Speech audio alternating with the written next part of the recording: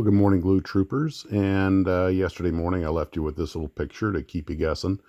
And as you may have gathered, yes, the Japanese did in fact get some Messerschmitt 109s, the E7 version to be specific. And the way I understand the story is that in 1939, a Japanese delegation went to Germany to see what the Luftwaffe was flying, and they looked at a bunch of airplanes, and they actually favored the Heinkel 112, but the Luftwaffe did not adopt that airplane. So the Germans would wind up selling the Japanese five Messerschmitt 109 E7s, which would make their way to Japan.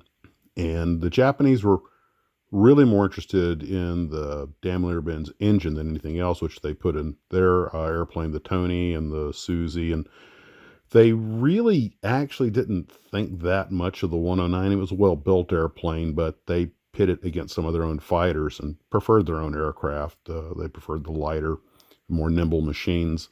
And the five airplanes, of course, did end up in Japanese markings. I'm not really sure whatever happened to them all. I don't think they were ever actually flown in combat. I think they all remained on the mainland. Although the Allies did think that the Japanese probably would make copies of the 109, so we were making plans to combat them.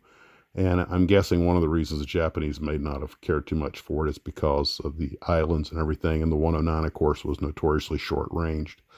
But they did fly them, and they were, again, really more impressed with Heinkel's rival aircraft, the 112. And they thought the 109 was simply, well, quite frankly, too fragile.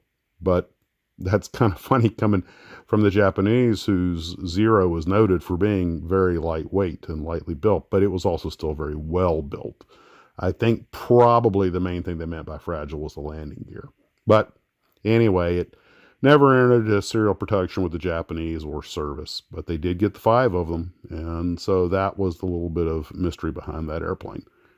I also want to say thanks to Rick for sending me this copy of the book Boyd about 42nd John Boyd, who is a famous Air Force officer and the man who some people claim started the fighter mafia. But he's also the reason we've got the F-15 and the F-16. And I'll talk more about that when I finish the book and can do a book report.